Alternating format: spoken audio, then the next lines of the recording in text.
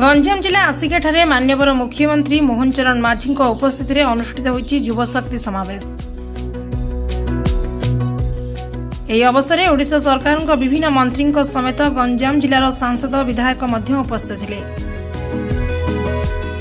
युवा शक्ति असुमार संभावनार प्रतीक, नव ऊर्जार प्रतीक, नव सृजनर प्रतीक।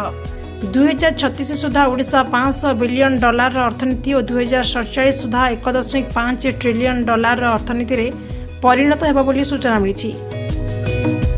एही समय छात्र एवं युव समाज ओडिशार विकास सारथी हेबे। एही अवसर में जिले में 550 कोटी टंका मूल्यर विभिन्न उन्नयन प्रकल्पर शिलान्यास करिसेंती मुख्यमंत्री।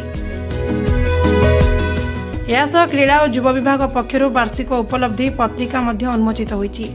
विगत एक वर्ष में बीजेपी सरकार मुख्यमंत्री नेतृत्व में राज्य में 28,000 सरकारी पदवी नियुक्ति देवार कार्य करने को लक्ष्य रखिछंती।